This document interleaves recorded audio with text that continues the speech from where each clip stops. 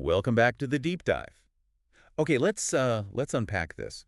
Today, we're embarking on a journey into the world of metal alloys. Hmm. Think about it.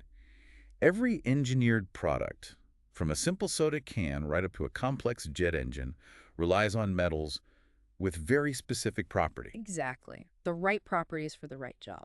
So our mission in this deep dive is to, pull back the curtain a bit. We Uh-huh. want to look at how these materials are chosen, how they're shaped, and how they're treated to become, well, the essential components of our modern world. Right. We're going to demystify the science behind it all, hopefully making it crystal clear and engaging for you, even without a textbook open. And what's truly fascinating here, I think, is that we're not just memorizing definitions. We're really trying to understand the why. The why behind selection and processing. Exactly. Why choose this alloy?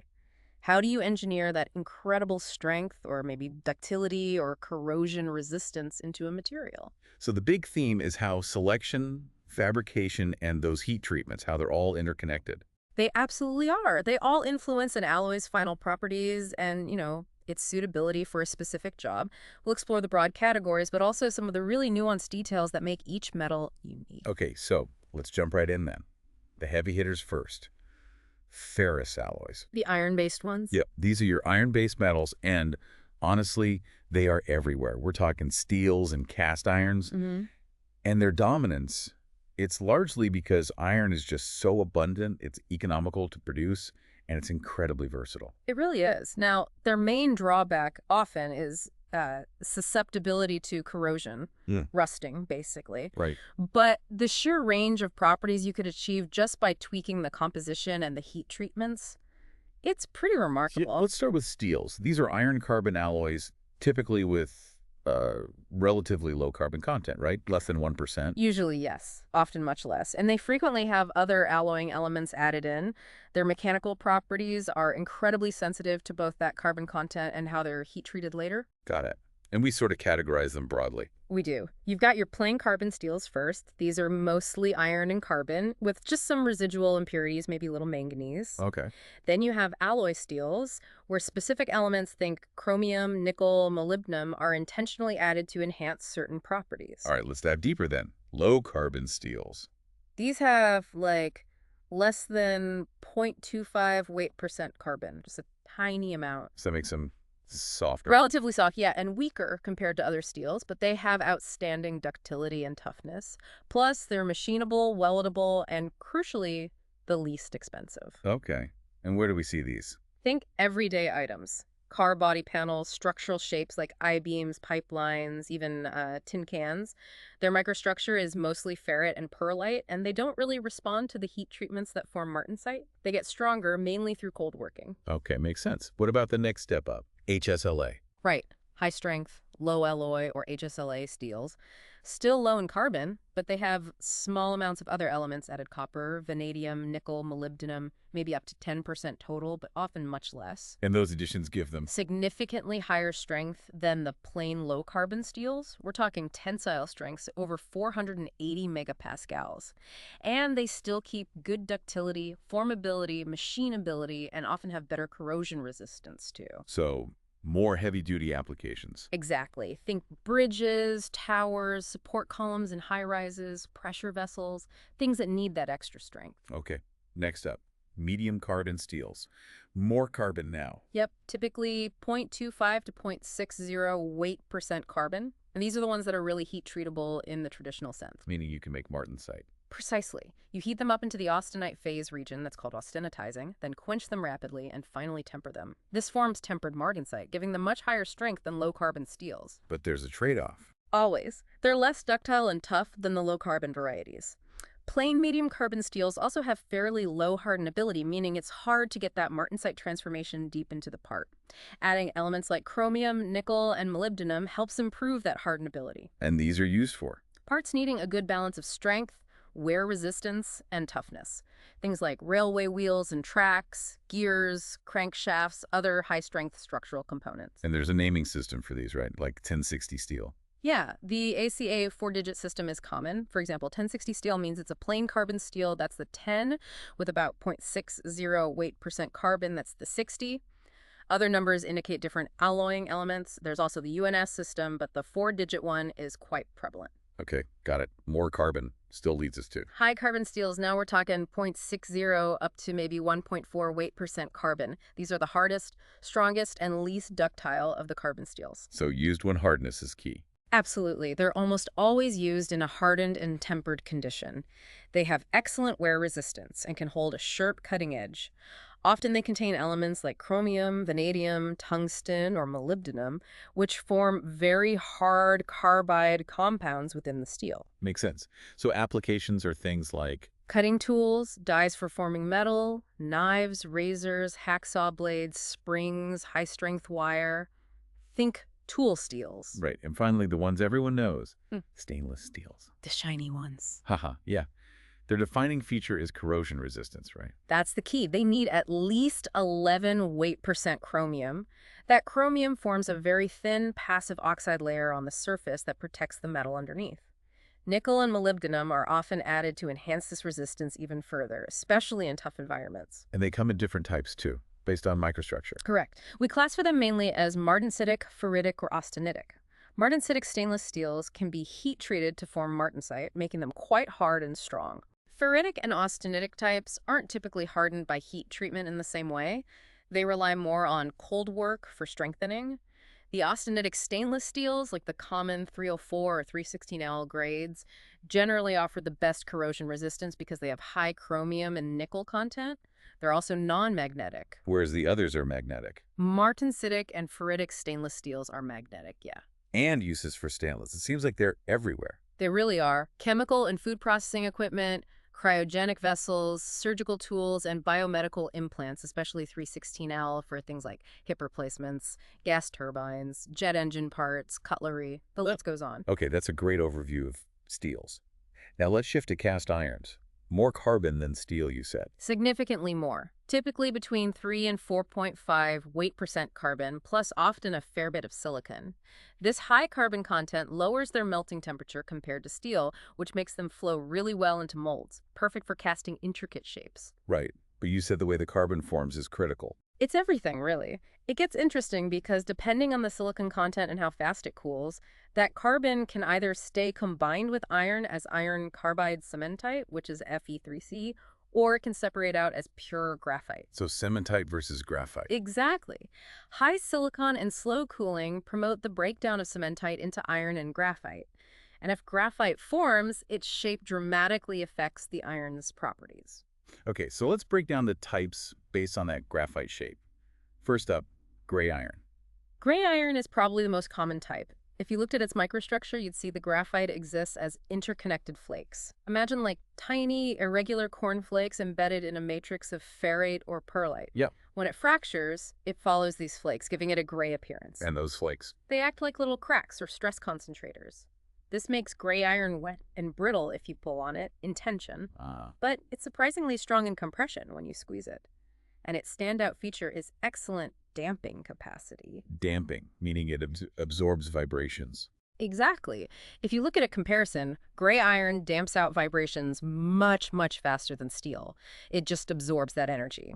It also has high wear resistance, good fluidity for casting complex shapes, it doesn't shrink much when solidifying, and it's relatively inexpensive. So ideal for things that vibrate. Perfect for machine bases, engine blocks, heavy equipment housings, anything exposed to vibrations where you want stability and quiet operation. Okay. Next type, ductile iron. Ductile iron, sometimes called nodular iron. Here's the clever bit. By adding a tiny amount of magnesium or cerium just before pouring the molten iron, you change how the graphite forms. Instead of flakes. It forms spheres. Exactly. It forms little nodules or sphere-like particles. Picture tiny peas scattered throughout the ferrite or perlite matrix. And that spherical shape makes a big difference. Huge difference. Because the spheres are rounded, they don't concentrate stress nearly as much as the sharp flakes in gray iron. This makes ductile iron much stronger and, crucially, much more ductile. Its mechanical properties actually start approaching those of some steels. Wow. So more demanding applications. Definitely. Valves, pump bodies, crankshafts, gears, various automotive and machine components where you need that better strength and toughness compared to gray iron. All right. What about white iron? Sounds different. Very different. Here you aim for low silicon content and rapid cooling. This prevents graphite formation. Almost all the carbon stays combined as cementite, Fe3C. And cementite is. Extremely hard and brittle. If you looked at its microstructure, you'd see large regions of bright, angular cementite, often surrounded by perlite.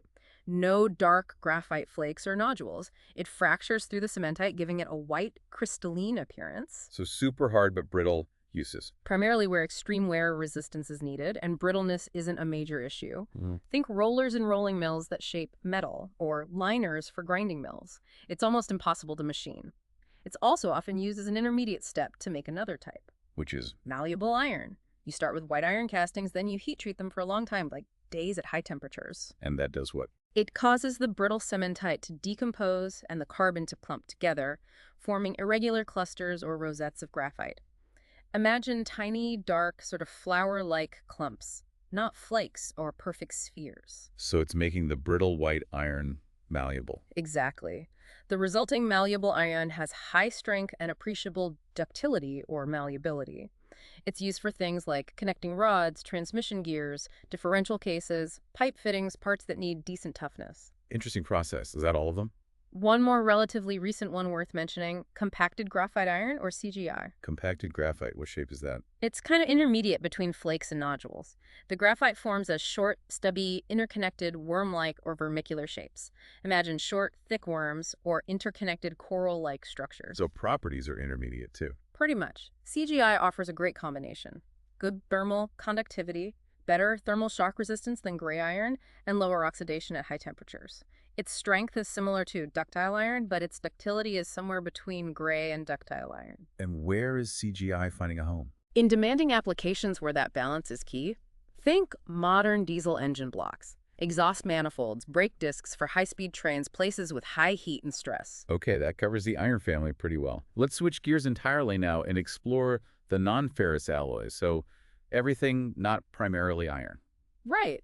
These are the metals and alloys you turn to when ferrous alloys just don't cut it for some reason. Maybe you need lighter weight, better electrical conductivity, specific corrosion resistance, or maybe high temperature performance. And the choices here are driven by very specific properties, right? Absolutely. From aerospace needing lightweight strength to electronics needing conductivity to, as we'll see, even everyday coins needing a precise mix of characteristics. Let's start with a classic, copper and its alloys. Copper itself is soft, very ductile thanks to its FCC crystal structure, has excellent corrosion resistance in many environments, and of course, it's a fantastic conductor of both electricity and heat. But usually alloyed for strength. Generally, yes. Pure copper isn't very strong.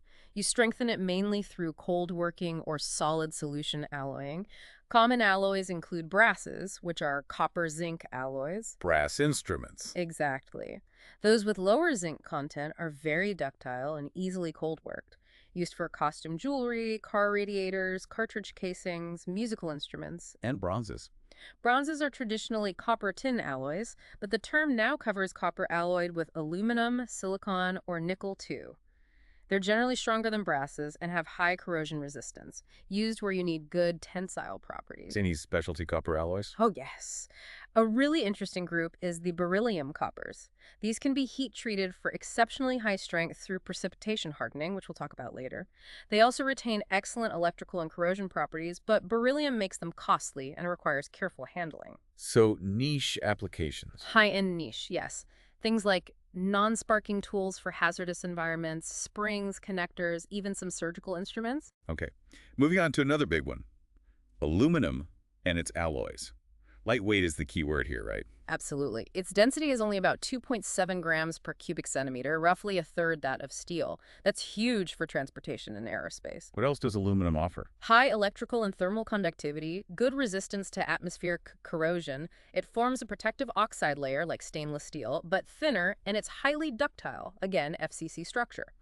Its main limitation is a relatively low melting point around 660 degrees Celsius. And like copper, its strength comes from Cold work and alloying, definitely. Some aluminum alloys rely just on solid solution strengthening and strain hardening. These are called non-heat treatable.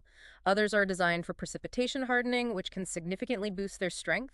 Alloys with magnesium and silicon or copper or zinc often fall into this category. And there are specific ways to designate these, like tempers, Yes, there's a 4-digit classification system for the alloys themselves, indicating the main alloying elements. And then temper designations tell you the condition, like F for as fabricated, H for strain hardened, and T for thermally treated, often involving precipitation hardening. T6 is a very common one, meaning solution heat treated and then artificially aged. Applications are widespread, I assume. Oh, everywhere. Aircraft structures, beverage cans are a massive one, automotive parts like engine blocks and wheels, building facades, electrical conductors. You mentioned specific strength earlier. Right, that's just tensile strength divided by density. It's a measure of strength per unit weight. Aluminum alloys really shine here, which is why they're so crucial for anything that moves planes, trains, automobiles, where weight savings mean fuel efficiency or better performance. Any newer developments? Aluminum lithium alloys are a big one. Adding lithium makes the alloy even less dense and increases stiffness, or modulus. They offer excellent fatigue resistance and low temperature toughness. They're more expensive to process, but you see them in demanding aerospace applications. Lighter still, magnesium and its alloys. The lightest of all structural metals. Density is only about 1.7 grams per cubic centimeter. Wow. What are its characteristics? Well, it has an HCP hexagonal close-packed crystal structure, which makes it less ductile than aluminum or copper at room temperature. So it's difficult to cold deform. It's usually cast or hot worked. It's also relatively soft and has a low elastic modulus. Melting temp is low too, around 651 Celsius. How about corrosion?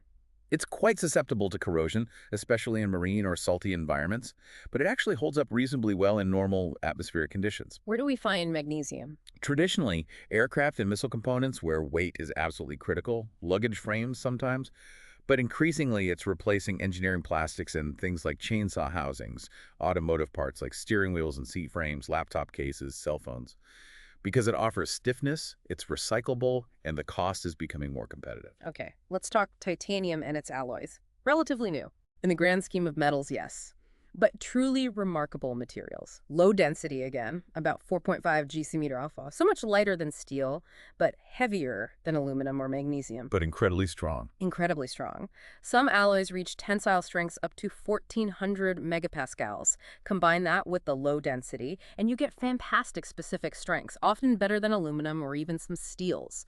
Plus, it has a high melting point, around 1668 Celsius. It's also highly ductile and easily forged or machined. Does it have different structures like iron? It does. Pure titanium undergoes a transformation. At lower temperatures, it's alpha phase, which is HCP. Above about 883 Celsius, it transforms to the beta phase, which is BCC. By adding different alloying elements like aluminum stabilizing alpha or vanadium, niobium, molybdenum stabilizing beta, we can create alloys that are all alpha, all beta, a mix of alpha plus beta, or near alpha. Each class has different properties and processing characteristics. That's amazing. Yeah. Any drawbacks? The main one is cost. Titanium is highly reactive chemically, especially at elevated temperatures during processing. This makes refining it from ore and fabricating parts quite expensive compared to steel or aluminum. But it must have advantages to justify the cost. Oh, absolutely. Its corrosion resistance at normal temperatures is outstanding, often exceeding stainless steels, especially in chloride environments, and it's highly biocompatible. Biocompatible, meaning? The human body tolerates it very well with minimal adverse reactions. That, combined with its strength and corrosion resistance, makes it ideal for medical implants, think dental implants, hip and knee joint replacements, and of course aerospace structures, space vehicles, and components in the petroleum and chemical industries where corrosion is a major concern. Okay, moving into more extreme territory now. Refractory metals. These are metals defined by their extremely high melting temperatures. We're talking niobium, molybdenum, tungsten, and tantalum. Tungsten has the highest melting point of any metal, a staggering 300 and 410 degrees Celsius. Why so high? Very strong interatomic bonding. This also gives them high elastic moduli, high strength, and hardness, both at room temperature and, crucially, at very elevated temperatures, where other metals would soften or melt. Applications must be pretty specialized. Definitely high temperature applications. Molybdenum alloys are used for things like extrusion dies, structural parts in space vehicles. Tungsten is famous for incandescent light bulb filaments, X-ray tubes, welding electrodes. Tantalum is highly resistant to chemical attack, so it's used for corrosion-resistant equipment in chemical processing. Then there are superalloys. What makes them super? It's their superlative combination of properties, particularly mechanical strength, resistance to thermal creep deformation, surface stability, and resistance to corrosion and oxidation, especially at extremely high temperatures. So even beyond refractory metals in some ways. They often offer a better balance of properties for specific high-temperature structural applications. They typically fall into three main classes based on the primary metal: iron, nickel, cobalt, or nickel-based alloys. And their main use. Jet engines. Aircraft turbine components, blades, discs, combustors, rely heavily on superalloys because they have to maintain their shape and strength under incredible stress and heat. Also used in nuclear reactors and petrochemical equipment. Okay. How about the noble metals? These are your silver, gold, platinum, palladium, rhodium, etc. They're known for being expensive, relatively soft and ductile, and highly resistant to oxidation and corrosion. Uses are pretty obvious. Many are, yes. Jewelry is a big one, of course. Dental restorations often use gold alloys. Gold's conductivity and resistance make it great for electrical contacts. Platinum is used in chemical lab equipment and is a vital catalyst, especially in catalytic converters for cars. Sterling silver is mostly silver with a bit of copper added for strength. All right, just a few miscellaneous non-ferrous alloys left to touch on. Nickel. Nickel and its alloys offer excellent corrosion resistance, particularly in alkaline or basic environments. Maynel, a nickel-copper alloy, is well known for handling acids and is used in pumps, valves, and marine applications. Lead and tin. Both are very soft, weak, low-melting point metals, but quite corrosion-resistant. They're often alloyed together, most famously in solders for joining electronic components or plumbing.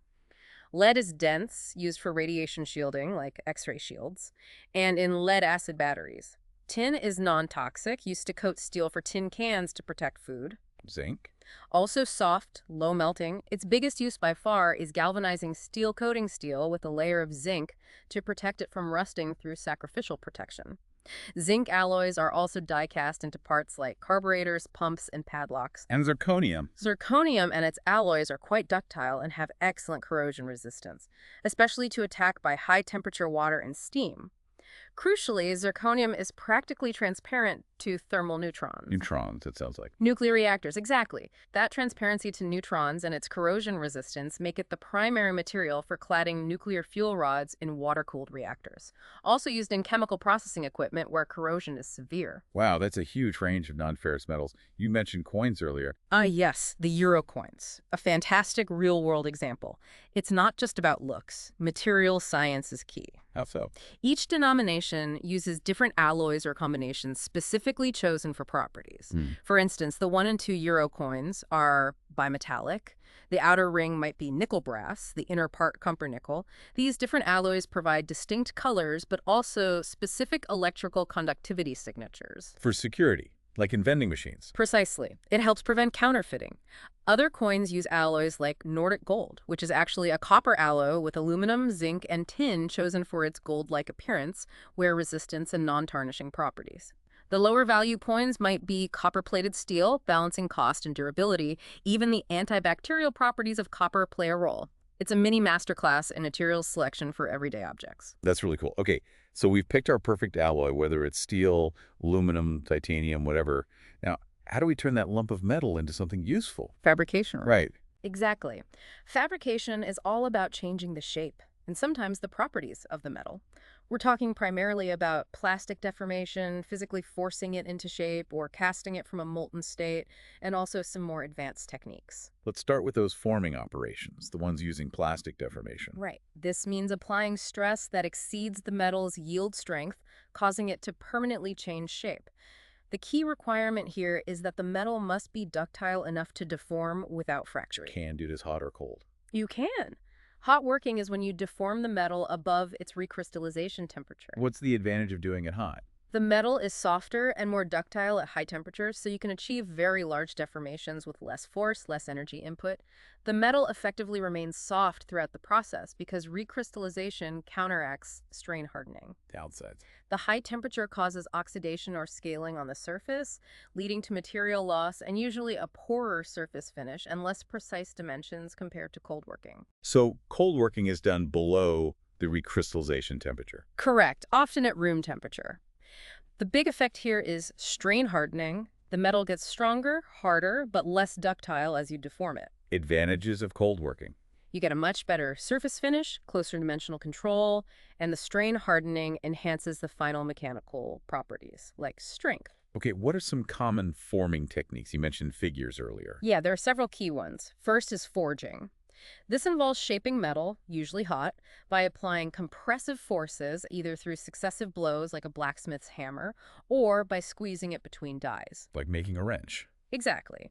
If you picture a metal blank being squeezed between two shaped dies, that's closed die forging. Forging generally produces parts with excellent grain structures aligned with the stresses the part will see, resulting in outstanding mechanical properties. Think wrenches, automotive crankshafts, connecting rods. Okay, what else? Rolling. Rolling is probably the most widely used deformation process, especially for producing flat products. Imagine a slab of metal being fed between two rotating cylindrical rolls.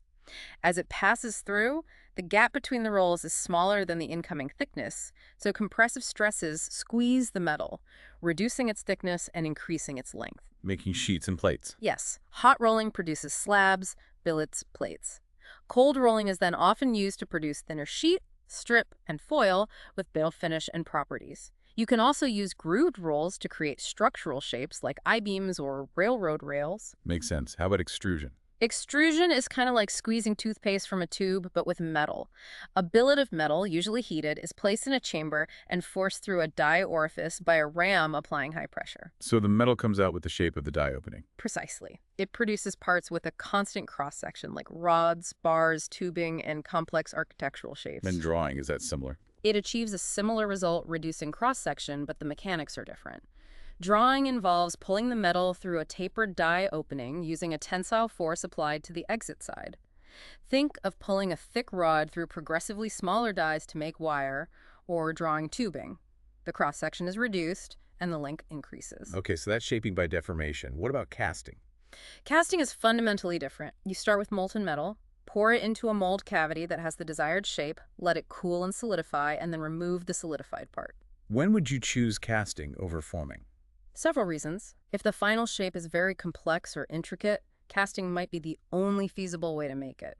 If the metal or alloy has low ductility and can't be easily formed, for very large parts, casting is often more economical.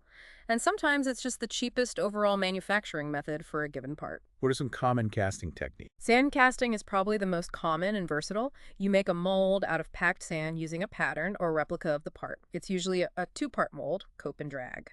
Molten metal is poured in, solidifies, the sand mold is broken away.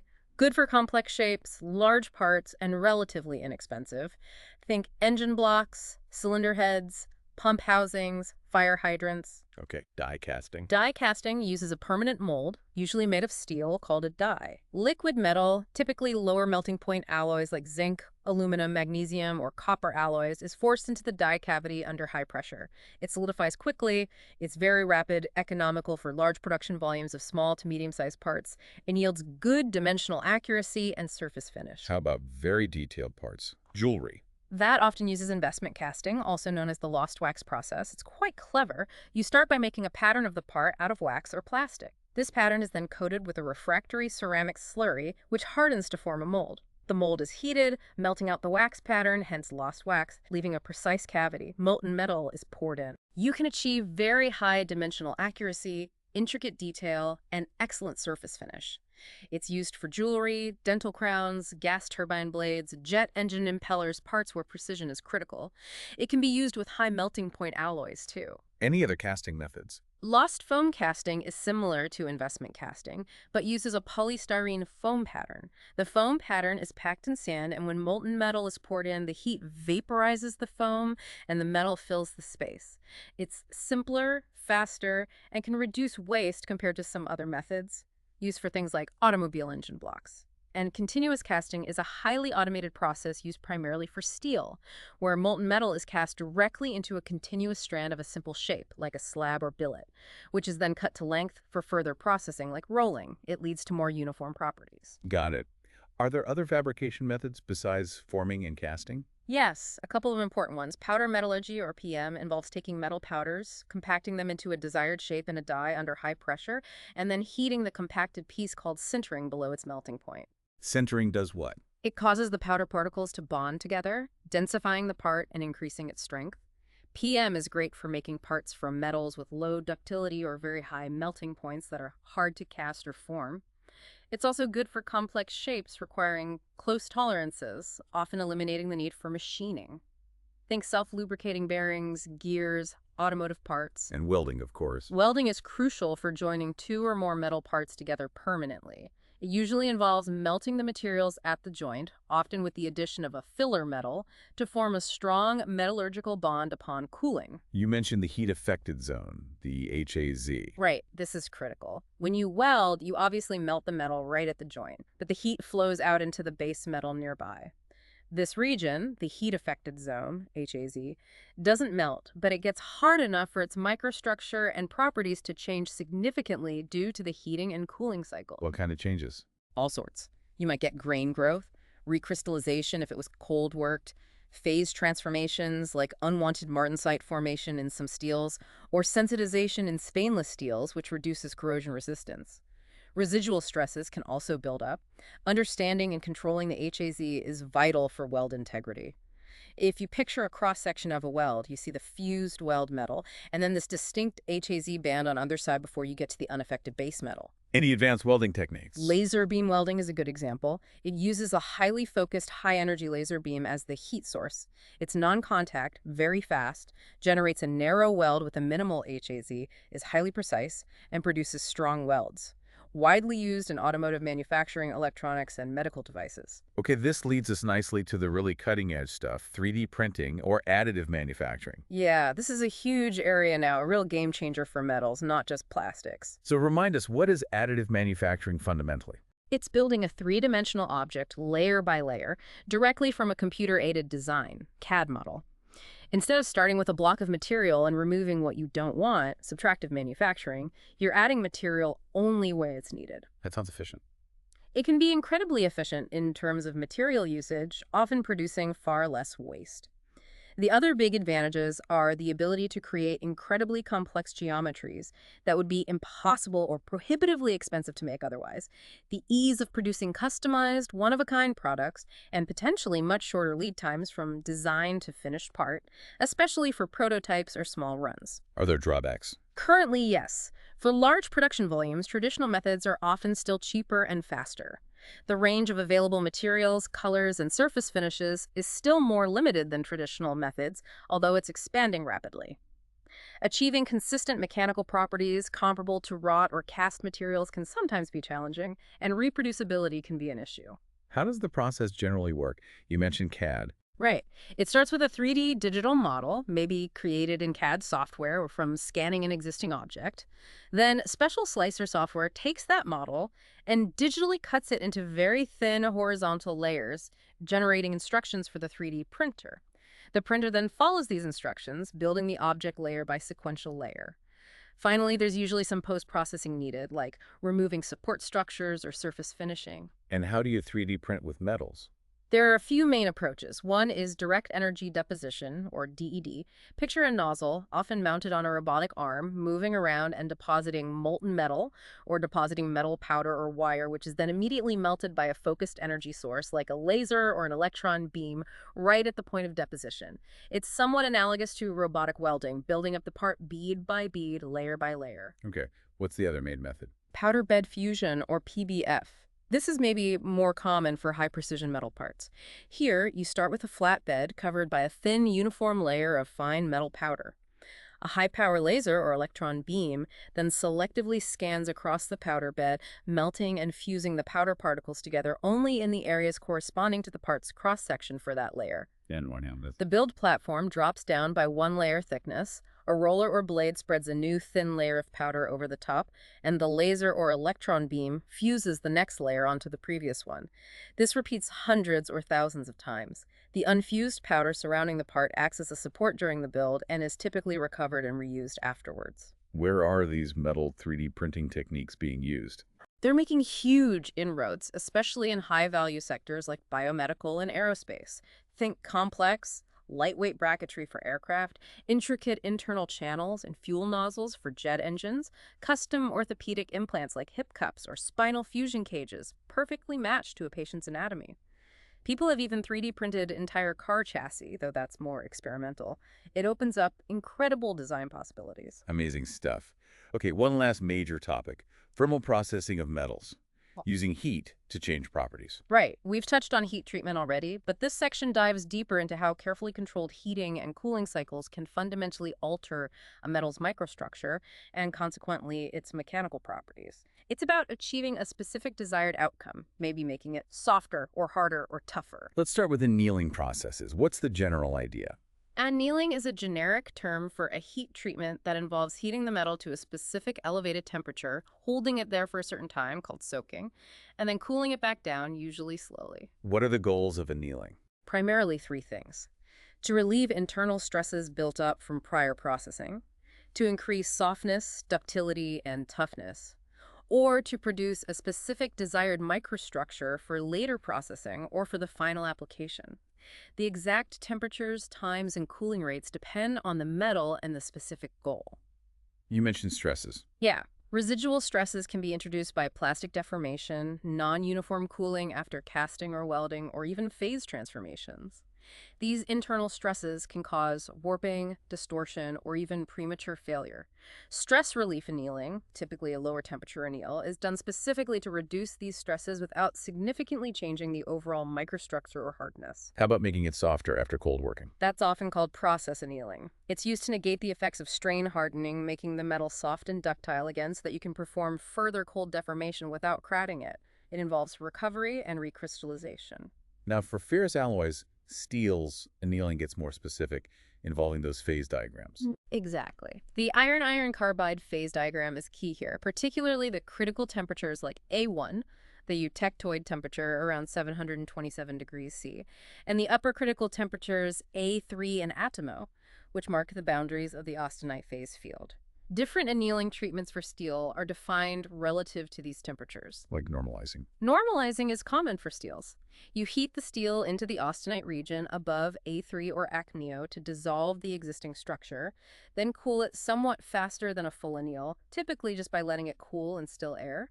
This results in a finer perlite structure compared to annealing, which makes the steel tougher. It also refines the grain size and makes it more uniform. And a full anneal? Full annealing is typically used for low and medium carbon steels to make them very soft and ductile, often for easier machining or subsequent cold forming. You heat into the austenite region, soak, and then cool very slowly, usually by leaving it in the furnace to cool. This slow cooling allows coarse perlite to form, which is soft. What if you need it even softer, like for high carbon steels? Then you'd use spheroidizing. High carbon steels, even after annealing, can be quite hard because they contain a lot of cementite. Spheroidizing aims to change the shape of that cementite. By heating the steel for a long time just below the A1 temperature, or by cycling the temperature around A1, you cause the cementite plates within the perlite to break up and coalesce into small, roughly spherical particles dispersed in the ferrite matrix. Creating spheroidite. Right. This spheroidite structure gives the steel maximum softness and ductility, making those high-carbon steels much easier to machine or deform before final hardening. Okay, that covers softening treatments. Let's talk about hardening steels, specifically making martensite. This is probably the most commercially important heat treatment for steels.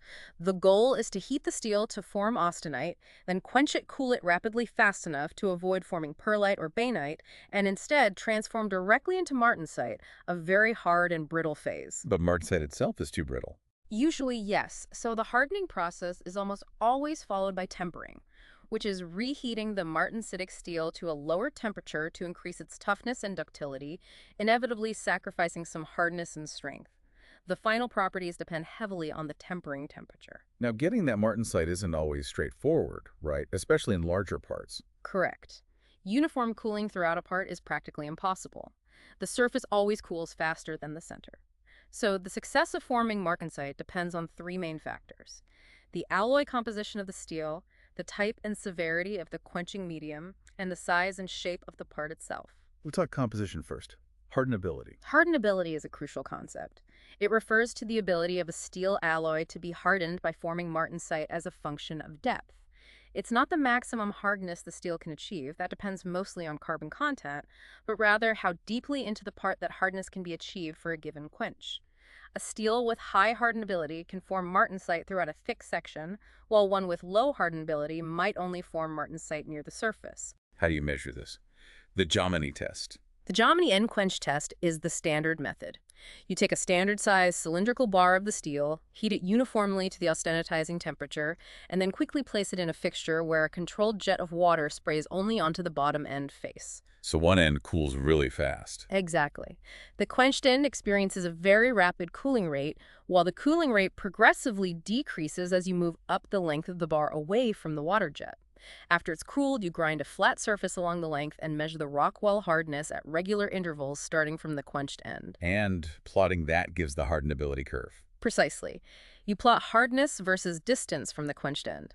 Typically, the hardness is highest at the quenched end, often representing nearly 100% martensite if the carbon content is sufficient, and then drops off as the distance increases, reflecting the slower cooling rates, allowing softer transformation products like perlite or bakelite to form. How do alloying elements affect this curve? Alloying elements besides carbon, like chromium, nickel, molybdenum, manganese, etc., generally shift the hardenability curve up and to the right. They slow down the diffusion-controlled transformations to perlite and bainite, making it easier for martensite to form even at slower cooling rates. So alloy steels generally have much higher hardenability than plain carbon steels with the same carbon content. More carbon primarily increases the maximum hardness achievable at any given position. So engineers use these curves. Yes, hardenability data is essential for selecting the right steel and heat treatment process for a specific part to ensure it achieves the required hardness and properties throughout its cross-section. There are even hardenability bands published for standard alloys showing the expected range due to minor compositional variations. What about the quench itself and the part size? They're critical too. The quenching medium determines the surface cooling rate, the severity of quench. Water is the most severe, followed by things like aqueous polymer solutions, then oil, and finally air is the mildest. Agitating the quench medium increases its effectiveness by breaking up vapor blankets. And size matters. Absolutely. The specimen size and geometry influence how quickly the interior cools relative to the surface. A thin part cools much faster throughout than a thick part. The cooling rate depends on the ratio of surface area to volume or mass. Engineers use charts or calculations that relate cooling rates at different positions within various shapes and sizes, like round bars, quenched in different media, and correlate these cooling rates back to the Jomini curve to predict the hardness profile across the actual component. Complex, but powerful. Okay, one last hardening mechanism.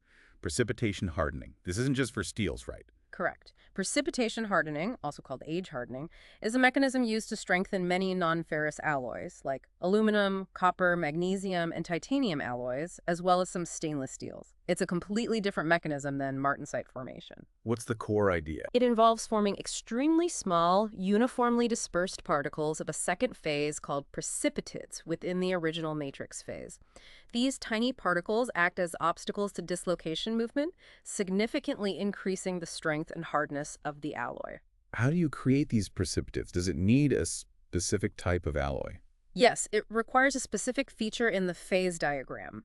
You need an alloy system where there's appreciable solubility of one component in another at a high temperature, but that solubility decreases significantly as the temperature drops.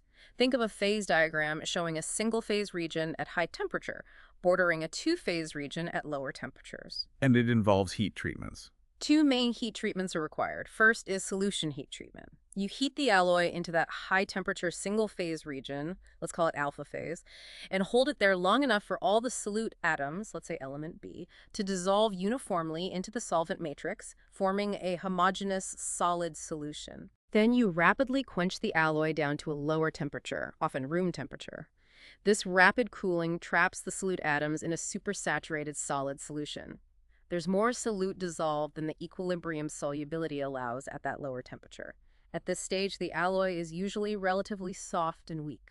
So the hardening comes next. Yes, in the second step, precipitation heat treatment or aging. The supersaturated solid solution is heated to an intermediate temperature within the two-phase region on the diagram and held there for a period of time. At this temperature, diffusion rates are appreciable, allowing the excess solute atoms to diffuse together and form extremely fine particles of the second phase, let's call it beta phase, distributed throughout the alpha matrix. And these particles cause the hardening. Exactly. These tiny, coherent or semi-coherent precipitates strain the surrounding crystal lattice. These lattice strains act as very effective barriers to dislocation motion, making it much harder for the metal to deform plastically, thus increasing its strength and hardness. You mentioned aging. Does strength change over time? It does.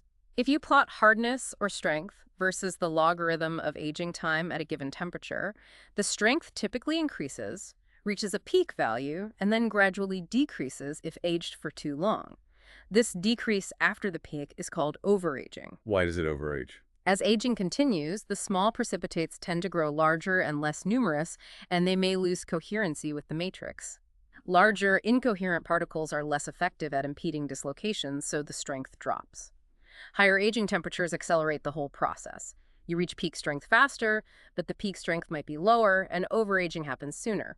There's usually a trade-off between strength and ductility, too. As strength increases during aging, ductility generally decreases. Can this happen at room temperature? For some alloys, yes. Certain aluminum alloys, for example, will age harden significantly over days or weeks at room temperature after solution treatment, and quenching this is called natural aging.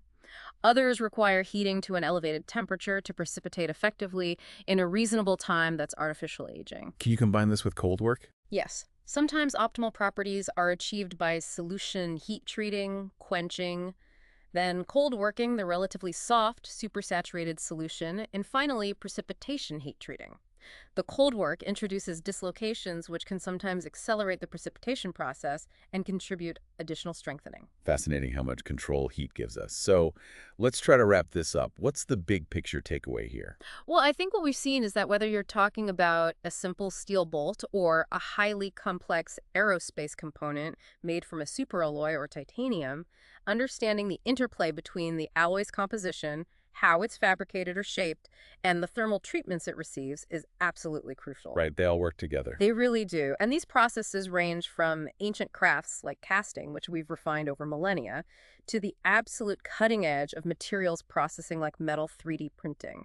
Materials science and engineering is constantly evolving to meet new demands. It really underpins so much of modern technology. It truly does. If you think about it, the ability to precisely engineer the microstructure of metals controlling grains, phases, precipitates down to the nanoscale through these techniques. That ability is fundamental to almost every technological advancement we rely on today, from energy generation to transportation to computing. So a final thought for our listeners. Maybe this. As these new manufacturing methods, especially things like additive manufacturing, continue to mature and become more widespread, how will our fundamental understanding of these material behaviors, phase transformations, diffusion, defect interactions, need to adapt and grow? What new possibilities will emerge when we can control structure and composition with unprecedented spatial resolution? It really opens up some exciting questions for the future of materials. Definitely something to think about. Thank you for joining us on this deep dive into the world of metal alloys and their processing.